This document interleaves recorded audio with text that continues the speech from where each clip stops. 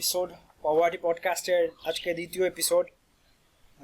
আজকে যে বইটা নিয়ে আমরা আলোচনা করব সেটা একটা ইন্টারন্যাশনাল বেস্ট সেলার, আগের বারের বইটার মতনই।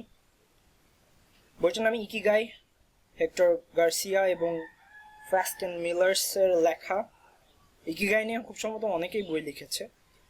এই দুইজনের লেখা বইটা আমার হাতে আছে, যেটার অনুবাদ করেছেন মোহাম্মদ আসাদুজ্জামান। গত এপিসোডে আমরা পভার্টি পডকাস্ট, আমাদের শুরু, আমাদের দুজন সম্পর্কে বেশ বলা হয়েছে। এই এপিসোডে সংক্ষেপে যদি বলি তাহলে আমি আলজাবির বিন মনির, রবীন্দ্র ইউনিভার্সিটিতে সঙ্গীত বিভাগে প্রথম বর্ষের ছাত্র। আমি বিভিন্ন বিষয়ে যে কৌতূহল আছে সেগুলো মিট করার চেষ্টা করতেছি, আর এই কৌতূহল মিট করার একটা জার্নি আপনাদের সামনে তুলে ধরা এই পডকাস্টের মাধ্যমে। আমার সামনে যিনি আছেন তিনি আমার চাচু, মোহাম্মদ রবিউল ইসলাম। উনার অনেক বিষয়ে, অনেক বিস্তৃত বিষয়ে কৌতূহল, এবং এই একটা জায়গায় আমাদের দুইজনের মিল থাকার কারণে আমাদের কৌতূহলটা পূরণের বিভিন্ন অংশ, বিভিন্ন বইয়ের মাধ্যমে, বিভিন্ন চিন্তার মাধ্যমে যেগুলো সামনে আসছে সেগুলো আমরা তুলে ধরার চেষ্টা করছি এই পডকাস্টে। তারই ধারাবাহিকতায় আজকে আমাদের দ্বিতীয় এপিসোড আমরা শুরু করছি। গত এপিসোডের বইটি শুধু চাচু পড়েছিলেন, আমি পড়ার সুযোগ পাইনি। এই এপিসোডের বইটি আমরা দুজনই পড়েছি এবং আমরা দুজনই বইটা বেশ এনজয় করেছি। খুব সম্ভবত এটা বেশ ছোট একটা বই। আমরা সরাসরি বেশ আকর্ষণীয় একটা বই বলা যায়। একবার পড়া শুরু করলে অনেকক্ষণই পড়া যায় এমন একটা বই। আমরা সরাসরি যদি আলোচনায় ঢুকতে চাই, এটা একটু আনুষ্ঠানিকতার সাথে, একটু ফর্মালি এই আলোচনায় ঢুকতে চাচু আমাদেরকে হেল্প করবে। বইয়ের কোন অংশ নিয়ে আগে কথা বলতে চাও চাচু? এটা তো অনেকগুলো বিষয় করা হয়েছে।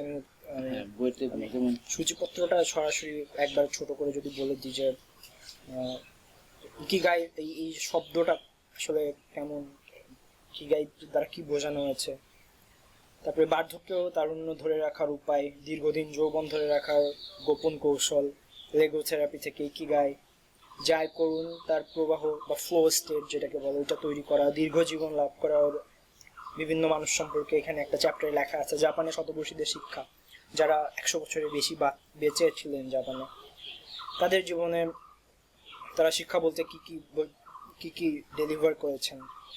ইকিগাইয়ের আমাদের খাদ্য তালিকায় কিভাবে প্রভাব ফেলে, হালকা শরীরচর্চা, ব্যায়াম ও সুস্বাস্থ্য, স্থিতিস্থাপকতা ও ওয়াবি সাবি।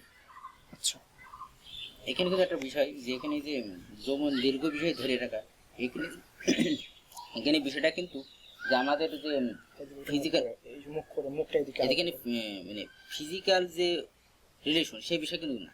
এখানে হচ্ছে মানে যৌবন দীর্ঘ ধরে রাখা মানে আমাদের ভিতরে যে আনন্দ ফিলিংস, এটাকে বোঝানো হয়েছে এই আলোচনায়। এখানে কিন্তু ওই বিষয়টা কিন্তু আলোচনা করা হয়নি, ঠিক আছে? তো আমাদের এখানে আছে যে সুন্দর করে যে বিষয়গুলো আলোচনা করা হয়েছে, আমরা তার ভিতরে প্রথম থেকেই, যেহেতু তুমি প্রথমেই তো বই সম্বন্ধে বলে দিয়েছো, সেহেতু আমাদের ওইটা বেশি বলা দরকার নেই। আমরা প্রথমে এই যে ইকিগাই শব্দটা নিয়ে যাই আছে ওইটা নিয়ে একটু হালকা পাতলা বলি, তারপরে আমরা শতবর্ষীদের আলোচনা নিয়ে যাবো। যেটা মেন আলোচনা না, এইবার মেন আলোচনা আমার মনে হয় ইকিগাই সম্পর্কে। এটাও একটা খুবই গুরুত্বপূর্ণ একটা জিনিস। এখানে যেহেতু শতবর্ষীদের বা যারা অনেক বছর বেঁচে আছে তাদের জীবনের রহস্য নিয়ে বেশ একটা বড় অংশ লেখা আছে, কিন্তু বইটা যেটা পড়ে মানুষ কিনবে, এই যে বড় করে লেখা ইকিগাই, এই শব্দটা আমার মনে হয় যে এটা হয়তো শতবর্ষের সাথে ওইভাবে সম্পর্কিত, অতটাও সরাসরি না, অনেক দিক থেকে সম্পর্কিত, সবার জন্য লাগবে, কিন্তু এটা সবার জন্যই প্রয়োজন। এবং ইকিগাই দিয়েই আমরা এই কনভারসেশন শুরু করতেছি। এই পুরো ভিডিও বেশ লম্বা সময়ের ভিডিওই হয়তো হবে, কিন্তু এই ভিডিওর এই অংশটুকু, এই যে ইকিগাই নিয়ে যে আলোচনাটুকু হবে, এই অংশটুকু যদি কেউ শোনে এবং যদি এই অংশটুকু সে নিজের ভিতরে রাখতে পারে বলতে এটা একটা টোটকা বা যাকে বলে টেকনিক। এই এটার মাধ্যমে একজন নিজের জীবনের মানে খুঁজে পেতে পারে, যেটা কিন্তু খুব গুরুত্বপূর্ণ একটা মানুষের জীবনে মানে খুঁজে পাওয়া। ইকিগাই শব্দটা একটু বিশ্লেষণ করলে আমরা সেই দিকে যাইতে পারবো। ইকিগাই নাকি আমি বলবো? ইকিগাই শব্দটা নিয়ে তুমি বলো, তার আচ্ছা। পরবর্তীতে আমি বলছি শব্দটা নিয়ে তুমি আচ্ছা। বিস্তারিত আলোচনা করো। ইকিগাই আমি ওই ওই যে শাব্দিক বিশ্লেষণ বা ওই টাইপের বিশ্লেষণে না যাই, ওগুলো খুব একটা ফলপ্রসূ হবে না, কিন্তু অ্যাপ্লাই করা, যেই জায়গাটা আমার লাইফে অ্যাপ্লাই করতে পারবো ইকিগাই, সেটা যদি করতে পারি, সেটা হলো যে পৃথিবীতে সব মানুষেরই পৃথিবীতে এবং পৃথিবীতে অনেক রকমের কাজ আছে, তার মধ্যে কিছু কাজ থাকে যেগুলোতে আমরা অত্যন্ত ভালো হই, দক্ষ হই, খুব একটা পরিশ্রম ছাড়াই। অনেক মানুষের ক্ষেত্রে সেটা হয়তো খুব লাভবান কিছু হয়, যেমন কেউ খুব ভালো কি ম্যাথ করতে পারে, তার ছোটবেলা থেকে তাহলে ম্যাথে নাম্বার তোলার জন্য খুব একটা কষ্ট করা লাগেনি। আবার একটা এট দ্য সেম টাইম কারোর হয়তো গান খুব ভালো পারে বা ছবি খুব ভালো আঁকতে পারে, সে কিন্তু ওই স্কুলে বা সে বিষয় যত বছর তার শিক্ষা জীবন, সে জীবনে সে খুব একটা লাভ ওই জিনিস দিয়ে পায়নি, কিন্তু সে ওটাতে ভালো। এটা এক সাইডে রাখলাম যে একটা কাজ যেটাতে সে ভালো। আর একটা কাজ কি, আর একটা কাজ যেটা যে কাজটা থেকে ওই যে ভালো মানে ওই যে পড়ালেখার সাইডে হোক আর যে সাইডে হোক, যেটা থেকে টাকা আয় করা যায়, হ্যাঁ, এটা আর এক সাইডে রাখলাম। আর থার্ড ওয়ান, যেটা সেকেন্ডারে বলা উচিত ছিল আমি থার্ডে বলে ফেললাম, থার্ড ওয়ানটা হলো যে যেই কাজটা করতে আমার ভালো লাগে, মানে আমি যদি ছবি আঁকতে পারি ভালো, কিন্তু আমার ছবি আঁকতে ভালো লাগে না, তাহলে কিন্তু হচ্ছে না, তাহলে সেই কাজটা আগানো খুব কঠিন হয়ে যাবে। আবার যেটা আমি ভালো, যে কাজটা আমার ভালো, সেটাই আমার সবসময় করতে ভালো লাগবে তা না, আবার যেটা করতে ভালো লাগবে সেটা অলওয়েজ ভালো, আমি ভালো হব আমি সেটাই তা না। যেমন আমার ছবি আঁকতে খুব ভালো লাগে কিন্তু আমি তো গান ভালো পারি, আমার ছবি আঁকতে খুব ভালো লাগে আমি তো ম্যাথ ভালো করি, লজিক্যাল সাইড বেশি ভালো কাজ করে। আর মাঝের যেটা টাকা দেয়, হয়তো আমি গান ভালো পারি কিন্তু আমার গানে আমার টাকা আসে না। ইকিগাই হলো এই তিনটা জিনিসই যেই কাজটা মিট করে তোমার লাইফে, তোমার এই যেমন ধরো তোমার যেমন যদি সঙ্গীত মানে আঁকতে ভালো লাগে, তুমি কি করলে, তুমি আঁকাআঁকির যে পার্সপেক্টিভ, এই যে এখন যে আমরা ক্যামেরাটা এখানে অ্যাঙ্গেলটা ধরা আছে, এই অ্যাঙ্গেলে যে কতটুকু উপরের অংশ নেব, পিছনে গাছটা কতটুকু আসবে, মাইক্রোফোনটা মাঝখানে আছে কিনা, এই জিনিসগুলো কম্পোজিশন বলে। এই কম্পোজিশনটা কিন্তু ওই পেইন্টিং যে শিখবে তার কিন্তু শেখা হয়ে যায়, যে ছবি আঁকা শেখে তার এই যে কোন জায়গায় কি দিলে ভালো লাগবে। এইটা ভিডিওতে আমি যখন অ্যাপ্লাই করলাম, আমি ছবি এঁকে হয়তো টাকা আয় করতে পারছি, অবশ্যই। এখন এই কম্পোজিশনটুকু করলাম, কম্পোজিশন কিন্তু মিউজিকেও কম্পোজিশন আছে, আমি মিউজিক্যাল কম্পোজিশনের সাথে পেইন্টিং এর কম্পোজিশনের মিল করতে গেলে বহুত আলোচনা, ওইদিকে না যায়। কিন্তু সহজ যদি বলি তাহলে এই যে আমি এই ক্যামেরাম্যান, যে সে যদি তাদের ছবি আঁকা ভালো লাগতো, সে ওই ছবি আঁকা কম্পোজিশনের পার্টটুকু নিয়ে এমন একটা জায়গায় প্রয়োগ করলো যেখান থেকে ও এটা থেকে টাকা আয় হয়তো করতে পারতেছে, তাহলে সে এটা তার ইকিগাই, তখন এইটাই তার ইকিগাই, এই সিনেমাটোগ্রাফি বা ভিডিওগ্রাফি হয়তো তার ইকিগাই হয়ে গেল। এখন আপনাকে এখানে এই যে আমরা ছোটবেলায় যে সেট ফাংশনের যেই সেটগুলো করছি, ওই সেটে এই তিনটা সার্কেল যদি আমরা তিনটা বৃত্ত আঁকি, একটা কাজ আমার ভালো লাগে, একটা কাজ আমি ভালো, একটা কাজ আমাকে টাকা দেয়, এই তিনটাই যে কাজটাতে মিট হয়, এই তিনটা জিনিসই যে কাজটাতে আমরা, সেটা আপনার ইকিগাই, সেটা এবং সবার জন্য সেটা অধিকাংশ মানুষের ক্ষেত্রে সেটা আলাদা, সেটা ভৌগোলিক অবস্থা ভিন্ন হতে পারে, এমনিও মানসিক কারণে সেটা ভিন্ন হতে পারে, এবং সেটা অধিকাংশ ক্ষেত্রে এই দুই ভাইয়ের মধ্যেও কখনো ইকিগাই এক হয়, অধিকাংশ ক্ষেত্রে তাই হয়। আমাদের এই বইতে ইকিগাই বলতে বোঝানো যে একটা মানুষ সুন্দর সুস্থ হবে, মন মানসিকতা বেঁচে থাকবে বলতে, হ্যাঁ সেটা তো অবশ্যই নিঃসন্দেহে এই বইতে ওইদিকে ফোকাস করা তার মানে ইকিগাই মানে শব্দটা ওইটা নাই, ইকিগাই অন্য ভৌগোলিক পরিবেশে অন্য মানুষের জীবনেও ভিন্ন রকম ভাবে তার অবস্থান হতে পারে, প্রকাশ করতে পারে। হ্যাঁ, কিন্তু এখানে ঈশ্বর স্রষ্টা বা আল্লাহ যার কথাই বলি, তার এই অসম্ভব সৃষ্টিটাকেও খুব দারুণভাবে দেখা যায় যে কত ডাইভার্স, কত বৈচিত্র্যময়, যে সত্যি আমার একটা পরিবারেই 3টা বাচ্চা জন্ম নিচ্ছে, 3টা বাচ্চার 3জনই হয়তো একেবারেই বিপরীতমুখী 3টা প্রফেশনের সাথে যুক্ত, 3জনেরই হয়তো ভালো লাগার জায়গা এই জন্য কারোর ভাত নিয়ে চিন্তা করা লাগে না সত্যি বলতে। সে যদি একটা মানুষ যদি কোরআনের আয়াত আছে যে যদি একটা পাখি আমার উপরে যেভাবে নির্ভর করে ওইভাবে যদি একটা মানুষ আমার উপর নির্ভর করতো, তাহলে আমি পাখির রিজিকের দায়িত্ব যেমন নিতাম সেভাবে আমি সেই মানুষের রিজিকের দায়িত্ব নিতাম। আসলে আল্লাহর উপর বিশ্বাস করে আসলে যদি আমরা এতটুকু বৈচিত্র্য আল্লাহ করে দিছে যে তোমার যেটা ভালো লাগবে ওইটা যে তোমার তো আরো দর্শন করতেছে, ঠিক আছে, এবার তুমি একটু খোঁজ নিয়ে দেখো 100 জনের ওই কাজটা দরকার, আরো ওই আরো 100 জনের দরকার তোমার মতো ওই কাজটার ঠিকঠাক ইয়ে করতে গেলে। একদম শুধুমাত্র এটা মানুষের এটা গভীরের কথা, কিন্তু খুবই গভীরের একটা জিনিস যে আমাদের সূক্ষ্ম বিষয় যে গাছের ভিতরে এই যে একটা ছোট জায়গার ভিতরে কত রকমের ফুল ফুটে আছে। অবশ্যই। এবার এই যে সেইটাই মানুষের মধ্যেও তাই, আমাদের মন বাগানে যে ফুলগুলো সেগুলো খুব আলাদা আলাদা। কারো গোলাপ ভাল লাগে, কারো জেসমিন ভাল লাগে, কারো ভাল লাগে কদম ফুল ভাল লাগে, হ্যাঁ পদ্ম ফুল, সব ফুল আছে। কেউ গায়ে একটু না খাটলে তার মানে দিনই ভালো লাগে না, এমন লোক আছে যার গায়ে যদি একটু হাঁটাহাঁটি না করে একটু ফিজিক্যাল কসরত না করে তার দিনই কাটে না। আমার এই অবস্থা হয়েছে। অনেকে আছে তাদের একেবারে খুব বেশি, আবার কেউ আছে যে বিছান থেকে জায়গা 3 দিন না উঠতে পারলে তার ভালো হয়, হ্যাঁ তার যদি এবং সে হিসাবে তার ইকিগাই সেট করে নিবে। এই আমরা আমাদের কাছে ইকিগাই বইটা চুজ করার কারণ কি? কারণ যে এই যে ছোট এই একটা বিষয়, কিন্তু এই বিষয়টা শুধু চিন্তার পার্থক্যের জন্য আজকে যেই ছেলেটার বারবার কথা শুনতে হয় যে আমার ছেলে অলস, আমার ছেলেটা উঠতে চায় না, অথবা আমার ছেলে সারাদিন বাইরে থাকতে চায়, এই বইটা পড়ার পরে তার হয়তো মনে হয় না তার আর এমন চিন্তা তাকে কষ্ট দেবে, তার এই কথাগুলো কষ্ট দেবে। কারণ সবাই তো সবকিছু আমাদেরকে যারা এই কথাগুলো বলতেছে তারাও খুব ভেবে চিন্তেই বলতেছে, আমাদের ভালোর জন্যই বলতেছে না ছেলে, কিন্তু আসলে ভালো তো অনেক রকমের আছে, ভালো অনেক রকম, যত মত তত পথ।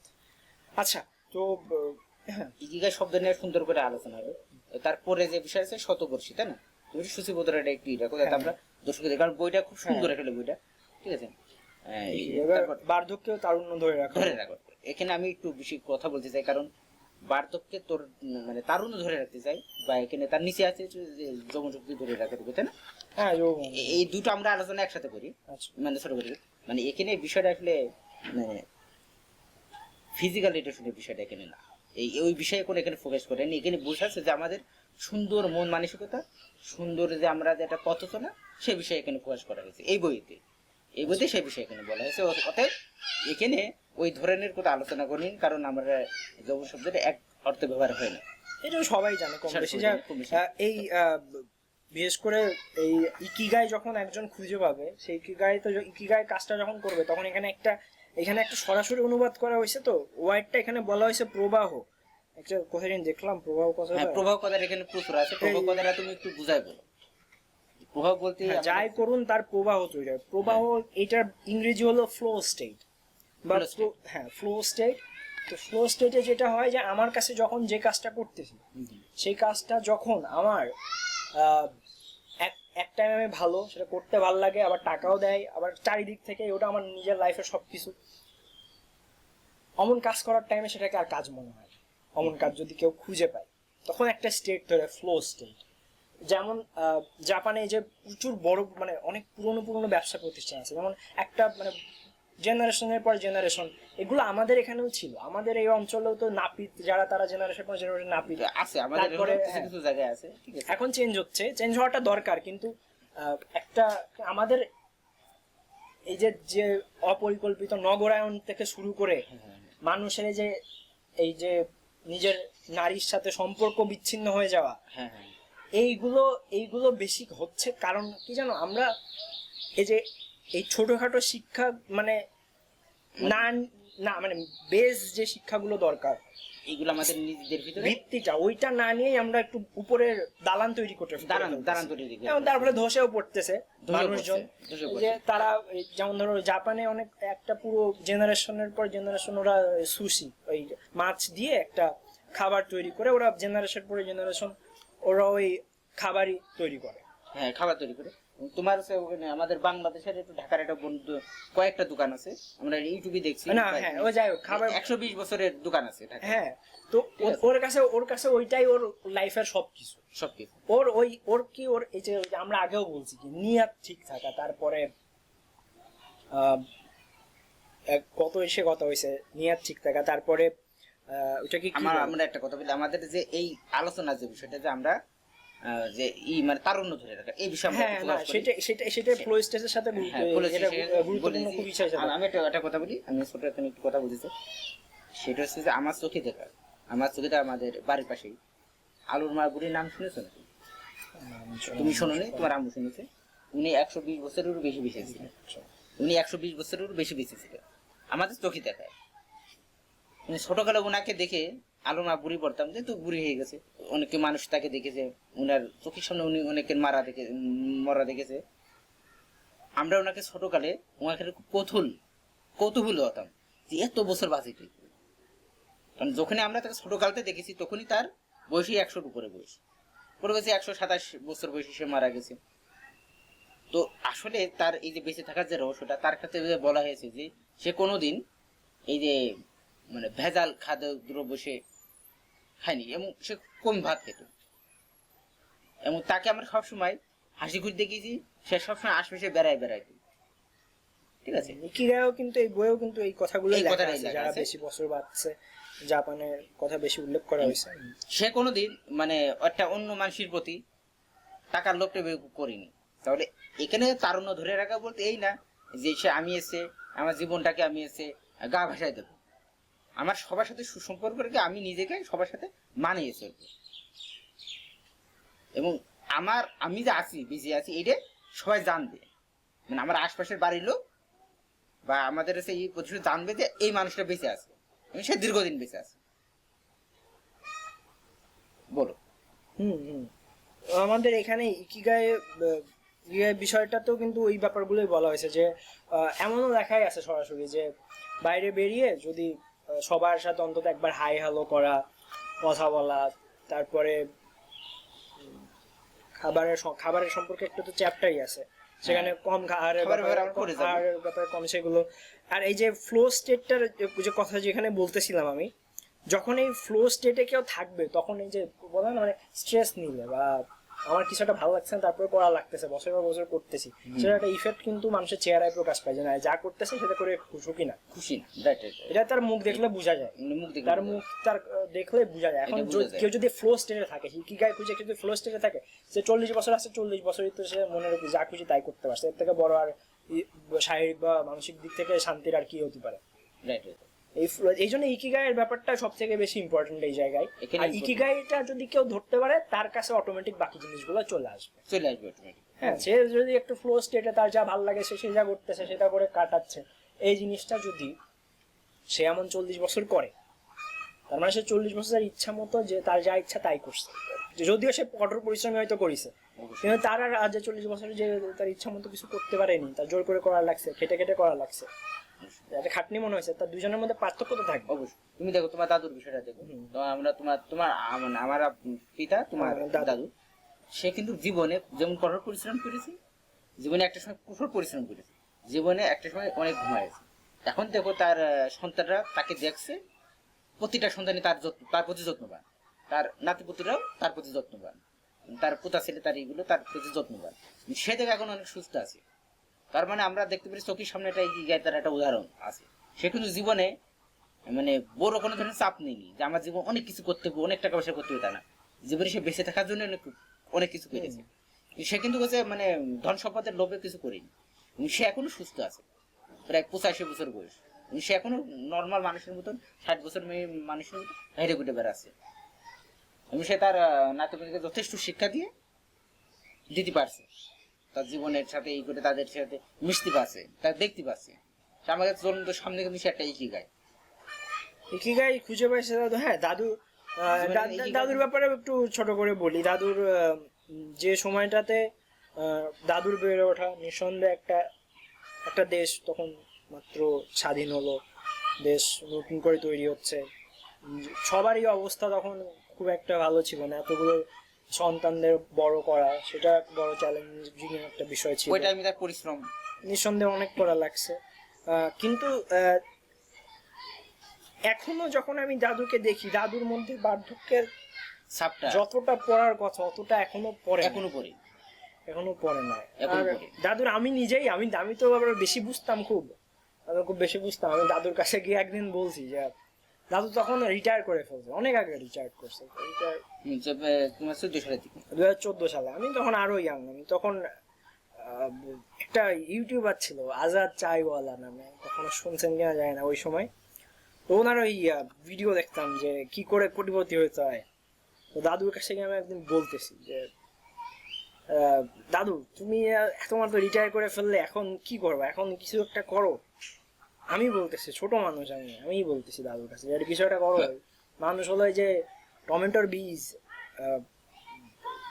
বীজ হলো বিক্রি করে মানুষ কোটিপতি হয়ে যাচ্ছে, তুমি একটা কিছু করো। দাদু তখন হেসে টেসে আমার বললো যে হ্যাঁ, করলে তো অনেক কিছুই করতে পারতাম, কিন্তু কি হবে এত কিছু করে। ঠিক আছে, আমার বললাম আচ্ছা ঠিক আছে। আমার মনে আছে এই কথাটা। তার মানে কি দেখ, তার মানে সে জীবনটাকে তখন সমাজের আশায় বিষয় দিন, সে হ্যাঁ, নিজেকে প্রয়োজন যতটুকু, যে বিষয় যতটুকু প্রয়োজন সে সেটি ততটুকু ফোকাস করেছে। এবং এই বইয়ের মূল বিষয় এরকমই একটা বিষয়। একদম। আচ্ছা, তাহলে আমরা পরে দুইটা বিষয় দেখো। লেগো থেরাপি থেকে কি গায়, লেগো থেরাপি জানি কি আমি ভুলে গেছি। আমি একটা কথা বলি, এখানে থেরাপির বিষয়ে আমরা যাবো না।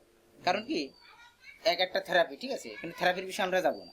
কারণ কি, শোনো, থেরাপি এবং যে ব্যায়ামের কথা আছে না, আমরা ওই বিষয়টা আমরা ইকিগাই এবং জাপানি যে পরিবেশের যে আলোচনা, ঠিক আছে, শতবর্ষীকে যাকে যে পরিবেশ কেন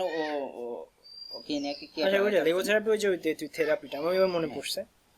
লেগো থেরাপি ওই একটা ওয়েস্টার্ন থেরাপি মেবি, ওইটার সাথে ইকিগাইয়ের একটা সিমিলারিটি দেখানোর চেষ্টা করছে, যেখানে এখানে আমরা আমাদের দেশের প্রকৃতির সাথে, ভৌগোলিক অবস্থানের সাথে ইকিগাইয়ের সম্পর্ক যেমন খুঁজে বের করার চেষ্টা করতেছি। মানে আমাদের হ্যাঁ, যা যাই করুন তার প্রভাব তৈরি করুন, জীবন লাভ করে গরুটা চলে আসছে। কিন্তু আমরা ইকিগাই নিয়ে কথা বললে অটোমেটিক সবই হয়ে গেছে আমাদের। এই বিষয়গুলো তো মানে আমি আগেই বলে দিয়েছি যে ইকিগাই যদি জিনিসটা যদি কেউ ধরতে পারে, তাহলে তার এর যে বেনিফিট গুলো ওইগুলো অটোমেটিক তার কাছে আসবে, তার খুঁজে নেওয়া লাগবে না। দেখেন, আমি আবার বলতেছি, ইকিগাই যদি কেউ খুঁজে পায়, সে সবার লাইফে একটা ইকিগাই আছে বলে আমার নট শিওর, পার্সেন্টেজ হিসেবে বলতে পারবো না, তবে আমার মনে হয় সবারই একটা থাকা উচিত। হিসাব তো তাই বলে, আপাতত যতটুকু হিসাবে। তাতে কেউ যদি ইকিগাইটা খুঁজে পায়, একজনের কর্মজীবন থাকে 40 বছর ধরে নিলাম, একদম কঠোর কর্মজীবন, মিনিমাম 40 বছর, 50ও হয়ে যায়, অনেক 40 তো মিনিমাম হয়। 40 তো মিনিমাম। 40 বছর কেউ যদি ইকিগাই অনুসারে, মানে যার যে কাজ করতে আমার উদ্যমী, যে কাজ করতে আমার ভালো লাগে, যে কাজ মানুষ 5 মিনিট করলে মরে যায়, আমি সেই কাজ 1 ঘন্টা করতে পারি, ওই একটা কাজ, সেই কাজটাও এক একজনের জন্য এক একটা, সে যদি করে, সে 40 বছর স্ট্রেস ছাড়া থাকছে, প্রায় যতক্ষণ কাজ 8-10 ঘন্টা দিনে। আর যে কাজের বাইরে তো স্ট্রেস ছাড়াই, তার মানে প্রায় 24 ঘন্টায় সে স্ট্রেস ছাড়া থাকছে, ফ্লো স্টেটে থাকছে। অবশ্যই আমি প্রিটি শিওর আমি যে রেওয়াজটুকু করি, অল্প একটু মানে চেষ্টা করি রোজ করার, আছে অনেকেই অতক্ষণ মানে ওই রেওয়াজগুলো করতে পারবে না, করতে পারবে না। হ্যাঁ, আমার এবং যারা অনেক হাত চালাচ্ছে, অনেক কথাই বলে, হ্যাঁ অনেক কিছু, কিন্তু বসুক একদিন আমার সাথে, বসুক কেউ, আমার সাথে বসে অতক্ষণ না, কেউ বলিনি, ঠিক আছে, তোমার শুনে তার রেওয়াজটা শুনি অনেকে অনেক কিছু মনে করতে পারে, মনে করতে সেটা স্বাভাবিক, সে আলাদা, সেটা স্বাভাবিক, অন্য বিষয়। কিন্তু এখন আমরা কেন বলছি, আমি বলছি তোমার বিষয়টা আমি একটু ফোকাস করে কেন বলছি, দেখো যে মানে এখনো পর্যন্ত আমাদের বাংলাদেশের একটা রেওয়াজ আছে, শহরের মানুষ, বাঙালিদের ভিতরে একটা রেওয়াজ আছে, সেটা হচ্ছে শহরের মানুষ সে মানে যখন তখন যে একটু সুযোগ পালি তারা সকালবেলা এবং বিকেলবেলা বেড়াতে বের হয়। আমাদের বাঙালিদের ভিতরে এখন এই নিয়মটা আছে, যার কারণে আমরা কিন্তু এখনো পর্যন্ত বেশ প্রতিটা গ্রামে আমরা মনে করি যে জাপানে অঞ্চলে একটু বেশি মানে আছে আছে, বেশি শতবর্ষীর লোক আছে, বিষয়টা কিন্তু তা না। আমাদের বাংলাদেশেও কিন্তু 80, 90, 100 বছর প্রচুর লোক আছে, যেগুলো হয়তো বা মিডিয়ার সামনে আসে না, বা আমরা এদের ভিতরে দেশপ্রেম না থাকাতে আমরা তাদেরকে সামনে আনতে পারি। ঠিক আছে। তো আমাদের আমি যখন ছোট হ্যাঁ, ছিলাম, এইটা একটা গুরুত্বপূর্ণ বিষয়। ইকিগাই বইটা দেখেন লিখছেন কিন্তু হেক্টর গার্সিয়া, ফ্রাস্কেন মিলার্স, এরা দুইজনের কেউই কি আমার মনে হয় না একজন একজন জাপানের, একজন হচ্ছে তোমার হচ্ছে ফ্রান্সের। আচ্ছা, তো এই যে ফ্রান্সের একজন মানুষ, সে ইকিগাই সম্পর্কে জেনে তার প্রতি আগ্রহ করে দেখায়। আশায় এখানে এসে তারপরে বই লেখা, সেটা আবার বাংলা অনুবাদ হয়। ইকিগাই একটা জাপানি একটা টেকনিক। মানে এই বিষয়টা আসতে গেলে তো কিছু মানুষের নিজের শিকড়ের প্রতি একটা ভালোবাসা থাকা লাগছে। ভালোবাসা থাকলে সেই জন্য এটা আজকে আমার হাত পর্যন্ত আসছে, হাত আমার পর্যন্ত ভিডিওতে আসে। আসলো। উনি জাপানের লোকের সাথে আলোচনা করে, দেখা সাক্ষাৎ করে, সময় নিয়ে আলোচনা করে, দেখা করে বইটা লিখেছে, যেটা কিন্তু একটা অনেক বড় বিষয়। এবং তার দেশকে সে প্রেজেন্ট করছে অন্য মানুষের সামনে, Even যেটা আমাদের ভিতরে আসলে নেই। জাপানিরা যে কার্টুন গুলো তৈরি করে, সেই কার্টুন গুলো একটা আপনার স্টুডিও গিবলির কথা আপনারা জানেন। আম, ওই ওই- ওই কার্টুন গুলো কিন্তু একটা দেশপ্রেমেরই আমার মনে হয় উদাহরণ একটা। জাপান দেশপ্রেমটা দেশপ্রেমটা অনেক বড়। দেশপ্রেম আমার মনে হয় দেশপ্রেমের একটা বাই প্রোডাক্ট। মানে দেশপ্রেমটা একটা, যদি আমার নিজের ক্রাফটের প্রতি যে কাজটা করতেছি সেইটার প্রতি একটা ভালোবাসা থাকে, তাহলে আমার কাজ তো পৃথিবীতে সমাদৃত হবে। সমাজের আমি দেশপ্রেম কতটা আছে আমার ভিতর, তার থেকে ইম্পর্টেন্ট যে দেশপ্রেম থাকার সাথে সাথে ওইটাও থাকা। অবশ্যই। এই যে ইকিগাই খুঁজে পাওয়া বা এখানে যেহেতু জাপানের কথা বলা আছে, জাপান হচ্ছে তোমার প্রথম বিশ্বযুদ্ধের সময় অনেক উন্নত ছিল। তারা সেই সময় কিন্তু মানে বিশ্বের উপর রাজত্ব দেখা গেছে। এবং এবং এশিয়ার প্রথম রাষ্ট্র হিসেবে জাপান কিন্তু নিজেদেরকে পরাশক্তির কাতারে নিয়ে যায়। জাপানই কিন্তু সর্বোচ্চ, ওই দেশটা খুবই ছোট, লোক সংখ্যা খুব কম।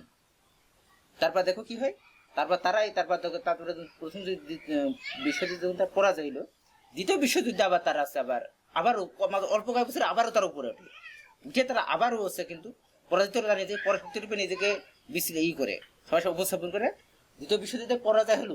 তারপর তারা আবারও এখনো বর্তমান পর্যন্ত তারা বিশ্বের উন্নতির কাতারে আছে। এবং এটা মানে এই যে দেশপ্রেমের প্রতি, এটি একমাত্র হচ্ছে তাদের দেশপ্রেমের প্রতি, দেশপ্রেম থাকার জন্য। হ্যাঁ, দেশের খারাপ অবস্থা আসতে পারে, আমরাও খুব একটা ভালো সিচুয়েশনে, আমাদেরও ভালো খারাপ সবই আসবে। আমি একটা কথা বলি, আমি যখন তোমাকে, যখন আমরা কিছু শুরু করতে যাই, আমি তোমাকে কিছু মাঝে মধ্যে অর্থের কথা বলি, তুমি বলে চাচু ওইটা অর্থের বিষয়টা মাথায় রাখা যাবে না। তার মানে কি আমাদের মানে বাঙালিকে চিন্তা যাই করি তাই করি, ভালো কাজ করি, পিছনে আমার অর্থ আছে, এমন একটা বিষয়। মানে আমাদের পশ্চিমা যে আমাদের ভিতরে যে চাপাই দিয়ে গেছে ব্রিটিশ আমলে, যেগুলো চাপাই দিয়ে গেছে যে অর্থটাই মেন আমাদের জীবন, এই যে চাপাই দিয়ে গেছে, এই চাপানোর সংস্কৃতিটা আমরা ধরে রাখেছি। বাট তোমার হচ্ছে মানে জাপানিরা কিন্তু ওইটা ধরে রাখেনি, তাদের নিজের ঐতিহ্য সংস্কৃতি তারা নিয়মিত ধরে। তোমার এই বইতে তো তাদের সংস্কৃতি সম্বন্ধে তো আছে, তুমি এটা বুঝতে পেরেছো।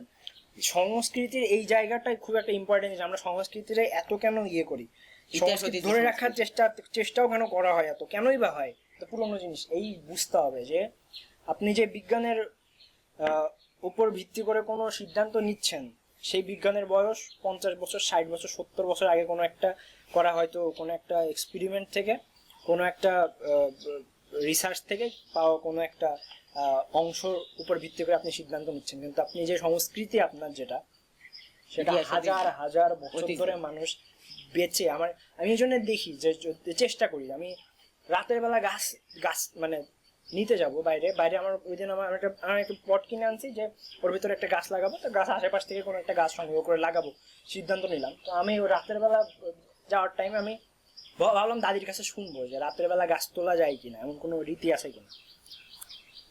আমার কেন মনে হলো, কারণ আমার কিন্তু কুসংস্কারের জন্য না, আমার মনে হলো যে আশেপাশে ওই টাইমে দেখা গেল যে মানে কোনো পোকাদের কোনো ক্ষতি হয় সেই সবের কথা চিন্তা করে, অথবা অন্য কোনো কিছু একটা চিন্তা করে, হয়তো এমন কোনো নিয়ম থাকতেও পারে, কিছু একটা হয়তো কানে কখনো আসছিল। তো যাই হোক, ওটা ছিল না, কিন্তু তারপরে এটাকে আমি সম্মান জানালাম, এই সংস্কৃতিকে সম্মান জানালাম। এটা এর পেছনে অনেক অনেক বছরের অনেক মানুষের অভিজ্ঞতার পরে আসা এটা। অবশ্যই। হ্যাঁ, এই জন্য মানুষের বলে না ঐতিহ্য ধরে রাখা, সংস্কৃতি ধরে রাখা, এটা খুবই ইম্পর্টেন্ট একটা। এইগুলো খুবই ইম্পর্টেন্ট। এবং আমরা বাঙালি যে ঐতিহ্য সংস্কৃতি আমরা হারিয়ে যাচ্ছি। এবং আমাদের যে কোনো সরকার তারা এই ব্যাপারে খুবই মানে নীরব, সংস্কৃতি হারিয়ে যাচ্ছে। কিন্তু জাপানিরা এই বিষয়ে খুব সচেতন, হ্যাঁ, নিজেদের সংস্কৃতির প্রতি তারা 100% সচেতন। এবং যেটা তাদের হচ্ছে অন্যতম কারণ। আমাদের মধ্যে হয়তো এটার প্রবণতা বাড়বে যখন মানুষের মধ্যে সচেতনতা একটু একটু করে বাড়ছে। হ্যাঁ, এখন বাড়ছে, আমাদের এখন রাষ্ট্রগতভাবে বাড়ছে, রাষ্ট্রগতভাবে বাড়ছে। এখন যারা বর্তমানে আছে তারা ভবিষ্যতে চেষ্টা করছে যে সুন্দর একটা সুস্থ যাতে মানে তোমার তারুণ্য যুবকরা যাতে ক্ষমতা আসতে পারে, সে চেষ্টা করছে তারা। দেখি কোন দিকে যাই আমরা। আমাদের দেশ এখন প্রভাব স্টেট নিয়ে আমরা কথা বলছি, এটা কথা বলছি প্রভাব স্টেট নিয়ে, যে প্রভাব স্টেট এটা তো প্রভাব নিয়ে এই দুইটা বিষয় এটা করা হয়ে গেছে। শতবর্ষের শিক্ষাও কথা বলা হয়েছে। কি গাই ডায়েট নিয়ে কিছু বলবা? খাবারের তালিকা হয়তো খাবার বিষয়ে কিছু বলা যায়, খাবার বিষয়ে কিছু বলা যায়। বলো। মানে খাবার বিষয়তে এই মানে বইতে যা বলছে সেটা হচ্ছে জাপানিরা অল্প করে খায়। এই অল্প খাওয়ার মানে তারা দিনে অল্প করে খায়। এই অল্প খাওয়ার বৈশিষ্ট্য তারা এটাই বুঝাইছে, তারা অল্প করে খায়। কিভাবে অল্প করে খায়? তার ছোট ছোট বাটিতে অল্প অল্প খাবার, খুব মজার একটা বিষয়। অল্প মানে অল্প অল্প নিয়ে খাবার খায়। হ্যাঁ, বাটি অনেকগুলো ছোট, হ্যাঁ দেখেই মনে হবে যে আচ্ছা অনেক খাবার আছে, অনেক খাবার আছে। এটা কিন্তু তোমার অল্প খাবার খাচ্ছে, এটা কিন্তু মেন ফোকাস না।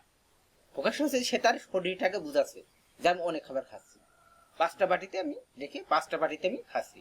দেখতেও সুন্দর লাগে, এটা আলাদা বিষয়। কিন্তু দেখতে সুন্দর লাগে। তো এইটা কিন্তু আমাদের, যদিও আমাদের বাঙালি যে জীবনে নেই, কিন্তু এটা তুমি একটুখানি ভালো করে খেয়াল করো যে আমি আমার শরীরকে বুঝাচ্ছি যে আমি অনেক বেশি খাচ্ছি। তুমি এই বিষয়টা এসে দিকে খেয়াল করো। আমাদের কৃষক সমাজের প্রতি তুমি খেয়াল করো। আমি নিজ চোখে দেখছি, আমার চাচাদের আমি নিজ চোখে দেখছি, তারা সকালবেলা পান্তা ভাত খেয়ে বের হয়েছে, দুপুরবেলা এসে গরম ভাত খেয়েছে, রাত্রির বেলা এসে অল্প খেয়ে মানে একটু বেশি মানে খাবার মোটামুটি খেয়ে সন্ধ্যার সময় মানে বেশি কিন্তু খেত না, সন্ধ্যার সময় শুয়ে বেরিয়েছে এবং তার ভোর 6টার সময় উঠে নিয়মিত মাঠে যাচ্ছে, তারা নিয়মিত মাঠে যাচ্ছে। এই যে জীবন ধারণটা তুমি দেখো যে এখানে কিন্তু খাবার মানে মানে তারা তো তাদের অতি জনে কম খাবার খজন এই পদ্ধতি অ্যাপ্লাই করে, বাট আমাদের বাঙালিদের যে জীবনে এইভাবে অ্যাপ্লাই করার কোনো প্রয়োজন নেই। তারা অল্প খাবার খায়। পান্তা ভাত কিন্তু খুব বেশি খাবার না, কিন্তু তুমি অল্প খাবার। পান্তা ভাতটা তুমি এই দেখো আমরা ছোটকালে যখন খেয়েছি, ঠিক আছে, শুধুমাত্র পান্তা ভাত, পানি এবং ভাত মিশিয়ে আমরা যখন পানি খাইছি, রাত্রিবেলা পানি দিয়ে রাখা, দিনের বেলা আমরা খেয়েছি, সেই ভাতটা আমরা অল্প খাইছি, খেয়ে আমরা সারাদিন কাটে দিয়ে খেলা করেছি। বল। আচ্ছা তাহলে হ্যাঁ, ঠিক আছে। এখানে খাবারের সংস্কৃতি বলতে কিন্তু এইটা না যে আমাদের ওই পদ্ধতিটা জাপানিরা যে পদ্ধতি অ্যাপ্লাই করে আমরাও সেই পদ্ধতি অ্যাপ্লাই করতে হবে তা না, কিন্তু আমাদের বাঙালি জীবনেও এটা আছে, কিন্তু আমরা সেইগুলোকে ভুলে যেতে বসেছি। হ্যাঁ, এখানে আবার বিষয় আছে যে আবার ভৌগোলিক আর অর্থনৈতিক একটা ব্যাপার আছে। তো আমাদের যখন অনেক আগে যখন এই অঞ্চলে ব্রিটিশদের আগমন হয়নি, ওই টাইমের সময় আলাদা। কিন্তু ব্রিটিশদের আসার পরে যখন কলোনাইজড হলো, ব্রিটিশরা নানা দিক থেকে যখন শোষণ নিপীড়ন, কৃষকদের দিয়ে অতিরিক্ত কাজ করায় যেমনি হোক, তো ওই আমাদের কৃষি প্রধান অঞ্চল যেগুলো, সেইগুলোর মানুষজনের খাটাখাটনির পরিমাণ যে হারে বেড়ে গেল, হ্যাঁ, তাতে তাদের উৎপন্ন খাবারের পরিমাণও কম, আবার খাটাখাটনির পরিমাণ বেশি। তাদের খাবার বেশি খাওয়াটাই অনেক ইম্পর্টেন্ট একটা, মানে ওই টাইমে খুব দরকার একটা অবস্থা ছিল। হ্যাঁ, মানে সেই জন্যে ওই সময়কার মানে এই যে ওই ব্রিটিশ আমলের পরের থেকে এই সময় অবধি প্রায় বলা যায়, যতক্ষণ পর্যন্ত স্বাধীন হলাম, যখন আমরা স্বাধীনতার স্বাদ লাভ করলাম, এই পর্যন্ত খাবার দাবার কি পরিমাণে খাওয়া হচ্ছে না হচ্ছে, এটা আমাদের ওইভাবে ফোকাসে ছিল না। কারণ মানে ইগত ভাবে মানে জাতিগত ভাবে আমরা কোন সময় এটা দেখিনি যে আমরা কি খাচ্ছি। তবে শ্রেণী বৈষম্য যে ব্যাপারটা ছিল, কৃষকরা তো একরকম খাওয়া দাওয়া করতো, তাদের ওই পান্তাবাতি, তাদের খাবার আসলে নেই সত্যি বলতে। ওই টাইমে খাবার যারা অনেকগুলো পদ খাবে তেমন নেই। কিন্তু তুমি যদি ওই টাইমেরই ভালো বাঙালি পরিবারের গুলোর দিকে তাকাও, জমিদার ধরনের বা আরেকটু উঁচু শ্রেণীর, তারা কিন্তু ওই ছোট ছোট বাটিতে অনেক রকম, একটাই মাছ, একটাই সবজি, একটা এটা, একটা ওটা, একটা এটা, এইভাবেই পরিবেশন করা কিন্তু নিয়ম ছিল। ওইটাই আমাদের সংস্কৃতি। এখন এই কৃষকেরও যখন তোমার টাকা চলে আসলো ঘরে, সেও ওই ঘি রাখতেছে, ওই ঘির সাথে তোমার একটু খাবার আছে, হ্যাঁ। একটু অন্য খাবার আছে। যাই হোক, তাদের তাদের ডায়েটটাও খুব সুন্দর। এখন এখন একটা আমি এটার রিসার্চের ব্যাক দিতে পারবো না, মানে কোন রিসার্চের উপর বেস্ট করে কথাটা বলতে পারবো না, তবে এতটুকু বলতে পারি যে রিসেন্টলি জানতে পারলাম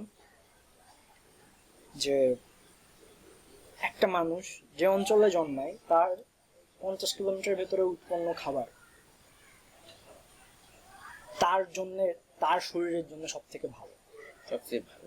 হ্যাঁ, এটা আমি নিজের অঞ্চলে উৎপন্ন খাবারই আমরা যে ইম্পোর্ট এক্সপোর্টের, দেখো তুমি অবাক হয়ে যাবে যে আমরা মানে ড্রাই ফ্রুট বলি, ড্রাই ফ্রুট বলতেই সবার আগে পেস্তা বাদাম, তারপরে তোমার ওই যে কার্ড অ্যালমন্ড, তারপরে তোমার কাজু, এইগুলা কিন্তু সবই তোমার ওই ইউএস এর, জানো ইউএস এর সব থেকে বেশি উৎপন্ন, ইউএসএ বেশি। আচ্ছা আচ্ছা। ইউএস এর বেশি উৎপন্ন। এবং ড্রাই ফ্রুট বলতে ওরা ওদের ওইগুলোরে প্রমোট করেছে যে ড্রাই ফ্রুট মানে এইগুলো, তাহলে কি ওদের ওখান থেকে ইম্পোর্ট হবে বেশি। ইম্পোর্ট হবে বেশি। আমাদের এই অঞ্চলেও কিন্তু ড্রাই ফ্রুট আছে, যেমন ধরো যে এমনি চীনা বাদাম, তারপরে আর কি আমি তো নিজেও তো ঠিকঠাক জানি না। তারপরে আমি এখানে কিছু কথা বলি, মানে তুমি বলতে চাচ্ছ যে আমাদের যে ছোটকালে যে যেমন যে শাক পাতা, না সেটা তো হ্যাঁ, সবজি, মানে যে আমরা ছোটকাল থেকে যে ঐতিহ্যগতভাবে যেগুলো খেয়ে আসছি, আমরা ঐতিহ্যগতভাবে যেমন হচ্ছে মাছ, ঐতিহ্যগতভাবে আমরা খেয়ে আসছি। আর তোমার হচ্ছে ছোট ছোট সবজি পাতা, এগুলো হচ্ছে প্রাকৃতিক যেগুলো পরিবেশে উঠেছে, যেগুলো মানে তোমার হচ্ছে প্রাকৃতিকগত ভাবে যেগুলো হচ্ছে আমরা খেয়ে আসছি ছোটকাল থেকে, বিভিন্ন ধরনের শাকসবজি, আমেরিকানরা ওইগুলো খেয়ে আসছে ঐতিহ্যগত ভাবে, কিন্তু তারা ওই টাকা ধরে রেখে ওটাকে ব্যবসা বাণিজ্য রূপান্তর করেছে। হ্যাঁ, আমরা কিন্তু করতে পারিনি। না। আমরা কি করছি, আমাদের আমরা আরো সময়ের আমাদের এটা পরিবেশে ঢাকতে পারলে বাঁচি, আরো ঢাকতে পারলে বাস। না থাক ওগুলো ড্রাই ফ্রুট খাইতে হবে, মধু দিয়ে বাদাম খাইতে হবে। হ্যাঁ, বিদেশ থেকে ইম্পোর্ট করা মধু 600 টাকা 700 টাকা আমরা খাবো, কিন্তু ওইটা খাইতে হবে, ওইটা খাইলে ওইটা মানে ড্রাই ফ্রুট ওইটা পাগলের মতো খাচ্ছি। পাগল। কিন্তু আমাদের এখানকার আমি তোমার একটা কথা বলি, ছোটকালে যখন আমরা যে পাতাগুলো খাইছি, মানে তোমার হচ্ছে তার স্বাদ এত সুন্দর, তুমি যদি একটা বছর তুমি যদি সুন্দর করে মানে যদি না খাও, মানে তুমি যদি গোসু যদি না খাও, তোমার আফসোস হবে না। এমন এমন সময় আমরা এমন এমন কিছু তোমার কাছে খাবার পাইছি যেগুলো খেলে, মানে চুনো মাছ আমরা খেয়ে পাইয়েছি। তো বিশেষ সেই চুনো মাছের যে সামান্য চুনো মাছ দিয়ে একটা মানুষ বড় এক গাবলা ভাত খেয়ে ফেলেছে, চোখের সামনে দেখা। আমরা আমাদের এখন কিন্তু আমরা সেই পরিবেশটা পাচ্ছি না, এটা নষ্ট হয়ে গেছে। আমাদের যে খাওয়া দাওয়ার যে বিষয়টা, এই বিষয়টা মনে করে আমাদের মনের থেকে এটা হারাই গেছে। এবং আমাদের যে বর্তমান যে প্রজন্ম, তোমাদের যে প্রজন্ম বা আমার যে ছেলে মেয়ে, তাদেরকে আমরা এটা দিতে পারছি না। হ্যাঁ, এটা আমাদের নিজেদের সংস্কৃতি নিজেদের সম্পর্কে আমরা এত বেশি অসচেতন। এবং খাওয়া দাওয়াটা কিন্তু ইম্পর্টেন্ট, এটা কিন্তু হচ্ছে ওই সংস্কৃতির প্রধান অংশ আমি মনে করি। তুমি একটু ভালো করে দেখো, এটা পর্যন্ত নষ্ট হয়ে গেছে আমাদের। পোশাক আশাকের বিষয়টা দেখো, জাপানিরা কিন্তু পোশাক আশাক ধরে রেখেছে। এখন আমরা কি পোশাক আশাক ধরে রেখেছি? পোশাকের যে বিষয়টা আমরা কি ধরে রাখেছি? সেটা সেদিকেও তুমি তোমার প্রজন্মের দিকে খেয়াল করো, তারা কি ভালোভাবে লুঙ্গি পড়তে পারে? লুঙ্গিটা আমাদের কিন্তু ধারাবাহিকভাবে দীর্ঘদিন চলে আসছিল, তার কাপড় দিয়ে তৈরি। লুঙ্গির থেকে শর্টস বেশি আরামদায়ক, নিঃসন্দেহে আরামদায়ক যদি হয় সেগুলো আমি করবো। বলছি যে আমাদের ঐতিহ্যকে আমরা ধরে রাখতে পারিছি। তোমার প্রজন্মের ওই যে খাবারের দিক থেকে ঐতিহ্য ধরে রাখতে পারলে আমাদের নিঃসন্দেহে শরীরের জন্য মনের জন্য ভালো ছিল। কিন্তু পোশাকের ক্ষেত্রে হয়তো তোমার জন্য তুমি যে পরিবেশে গড়ে উঠেছো তার জন্য সেটা হয়তো বা তোমার জন্য বেটার, কিন্তু আমরা ঐতিহ্যগতভাবে কি ধরে রাখতে পারিছি? হয়তো পোশাকের ক্ষেত্রে হয়তো হ্যাঁ একেবারে হয়নি। হ্যাঁ, আমরা এটাও আমরা কিছুই না, একেবারেই জিরো করে ফেলেছি। আমাদের জাপানে যে কিমোনো যে ড্রেস বা জাপানিজদের নিজেদের ঐতিহ্যগত যে ড্রেস ওরা খুব গর্বের সাথে পরে, আমাদের তো আমরা ঢাকতে পারলে বাঁচি। তারা ওইগুলো পরে এবং আমাদের তারা বিভিন্ন সময় তাদের নিজেদেরকে ভিন্ন দেশে যেয়ে উপস্থাপন করে, আর আমরা লজ্জা পাই। লুঙ্গি পরেছি লজ্জা লজ্জা। তুমি এটা পোশাক গেল, তোমার হচ্ছে গেল, মানে তোমার হচ্ছে খাওয়া দাওয়া গেল।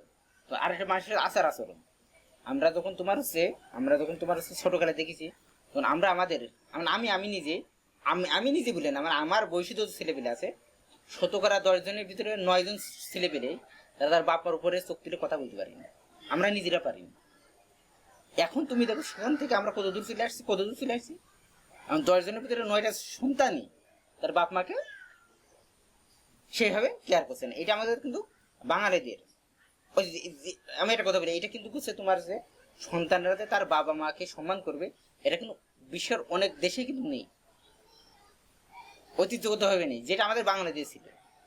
যেটা তোমার হচ্ছে 2000 সালের পর থেকে যে প্রজন্ম, সেটা তারা দেখিনি, তারা পায়নি, বা এটা ধরে রাখতে আমরা পারিনি। না, এখানে আবার বিষয় আছে যে বাবা মানে বা মা মানে বা পরিবারের বড় মানে যে সব বিষয়ে 10-এ 10 সবসময় ঠিক থাকবে, এটা তো সবসময় হয় না। তুমি 14 বছর পর্যন্ত 15 বছর পর্যন্ত এত তো তুমি তো নিজেকে উপস্থাপন করতে পারবে না। তোমার সিদ্ধান্ত যে কোনো একটা ভালো সিদ্ধান্ত ভুল হতে পারে, যে তোমার মুরব্বী তোমাকে দেখাই দেবে, মুরব্বী তোমাকে দেখাই দিয়েছে যে বাবু তুমি এই কাজটা করো না, এটা তোমার জন্য ভালো হবে না।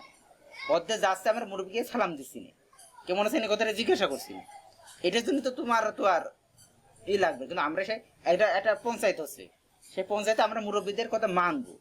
এখন পঞ্চায়েতে সেই মুরব্বীদের আমরা পাচ্ছি কি এলাকার নেতা গুতা পাতি নেতাদের আমরা প্রাধান্য দেখতে পাচ্ছি। কোথাকার কোন হচ্ছে একটা পাতি নেতা, সে কি এলাকায় এসে বসেছে, কদিন রাজনীতি করছে, সে তার পাতি নেতা নিয়ে সেই বিচার সালিশ করছে, মাঝখানে টাকা খেয়ে বিচারটা নষ্ট করে দিয়েছে। আমার ইতিহাস ঐতিহ্য তাহলে এটা ধ্বংস হইল না? এটা নষ্ট করেছে কারা? এটা তো আমাদের দেশের সরকার প্রধান, তারাই তো এটা নষ্ট করেছে নিজের ক্ষমতাকে কুক্ষিত করার জন্য।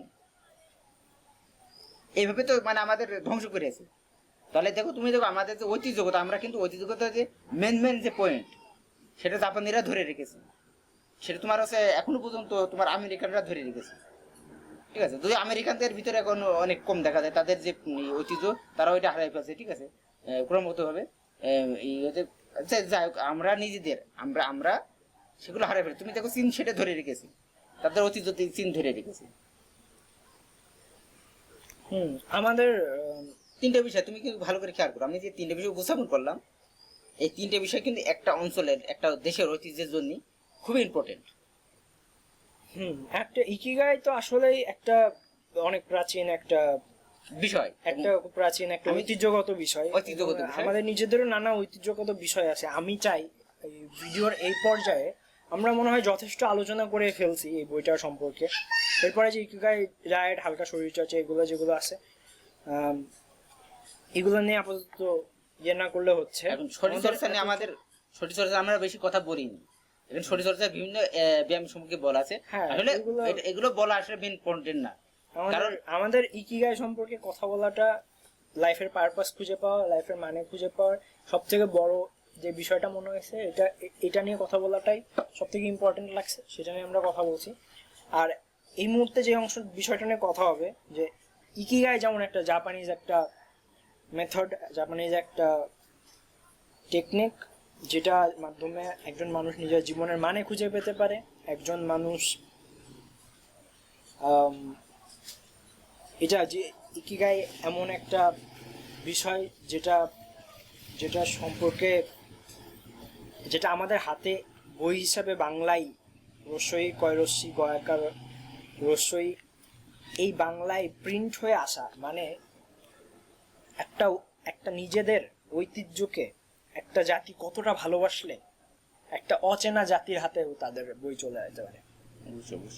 হ্যাঁ, তার এটা জাপানিরা তাদের নিজেদের ঐতিহ্য ভালোবাসছে বলে আজকে যেমন আমার হাতে আসছে। আমি চাই যে এই অংশ পর্যন্ত যারা ভিডিওটা দেখেছেন, আমি জানি এই অংশ পর্যন্ত অনেক কম মানুষ হয়তো দেখে থাকবেন ভিডিওটা, তারা যদি বাঙালি হন তাহলে আপনার জানা বাঙালিদের ঐতিহ্যগত কোনো টেকনিক বা কোনো বিষয় যদি জানা থাকে তাহলে আমাদের কমেন্ট সেকশনে লিখে যেতে পারেন, আমরা সেটা নিয়ে রিসার্চ করে পরবর্তী ভিডিও বানাতে পারবো। হ্যাঁ, এখানে আমাদের আর একটু কথা মনে করতে, এই বইয়ের মেন আর একটা পয়েন্ট কিন্তু আমরা ছাড়িয়ে গেছি, খুবই ইম্পর্টেন্ট বিষয়, সে হচ্ছে পারস্পরিক সহযোগিতা। তুমি একটু বিষয় বলে দেবো, বিকেলবেলা হাঁটা যদি এখন বাঙালিরা ধরে রেখেছে, এরকম অনেকের ভিতরে আছে, সবার ভিতরে আছে, তারা যায় দোকানে কথা বলে ই করে, আমি ওইগুলোকে বিকেলবেলা মানে ইসির ভিতরে গেলাম। পারস্পরিক যে সহযোগিতাটা, এটা দেখো আমাদের ভিতরে হারাই গেছে ঐতিহ্যগত। এটা কিন্তু আমাদের, আমি এক সময় গোসল করতে যেয়ে একটা মুরব্বী আমার এক মামানের কথা শুনলাম যে মামানে এই আপনাদের ওই জীবনটা কেমন ছিল ওই কালে জীবন, বলতে ওই সময় একটু অভাব ছিল, কিন্তু পারস্পরিক যে সহযোগিতা এইটা ছিল, যেটা এখন নেই। এখন অভাব নেই, তবে আমাদের ভিতর অভাব নেই, কিন্তু পারস্পরিক সহযোগিতা একদমই কমে গেছে।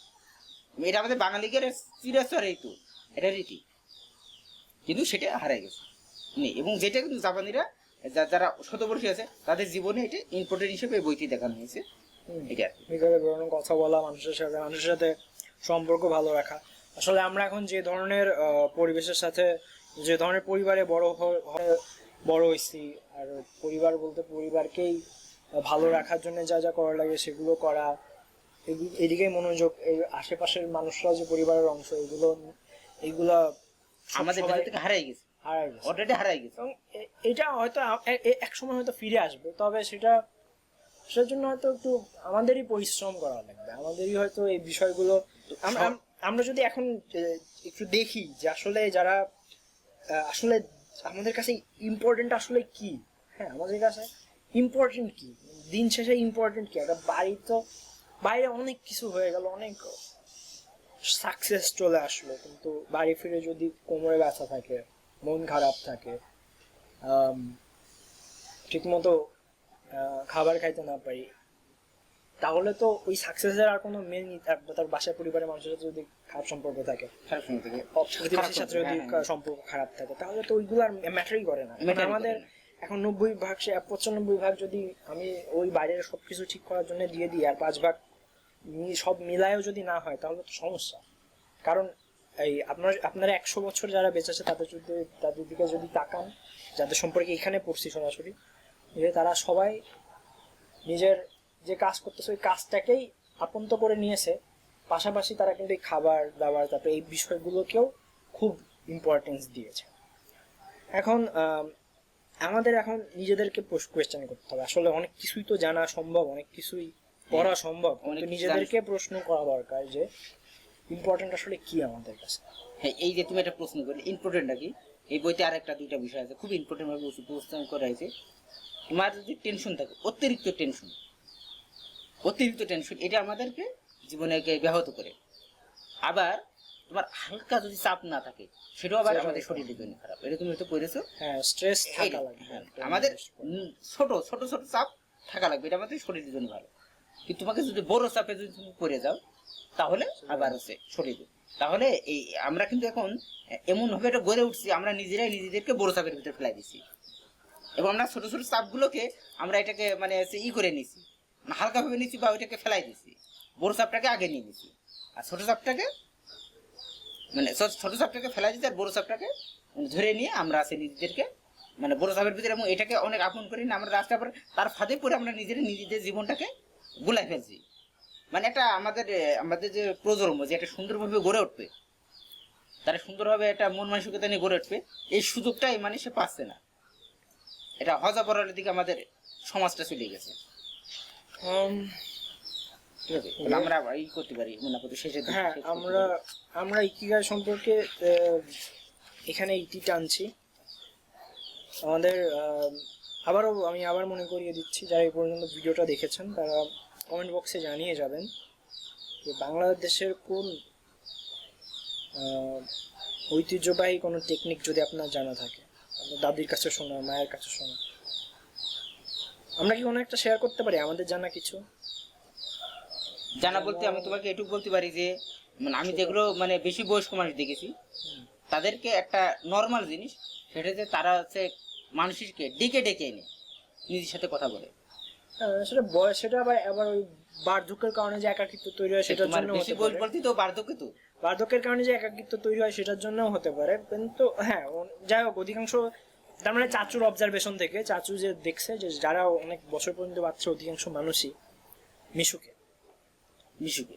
অধিকাংশ মানুষই মিশুকে। এবং তোমার এটাই বলি যে তুমি দেখবা তোমার এখনো পর্যন্ত তোমার হয়তো বা মানে আমাদের যে প্রজন্মের কাছে কিছু কিছু মানুষ আছে, তুমি দেখবা তারা অল টাইম কথা বলেই যাচ্ছে,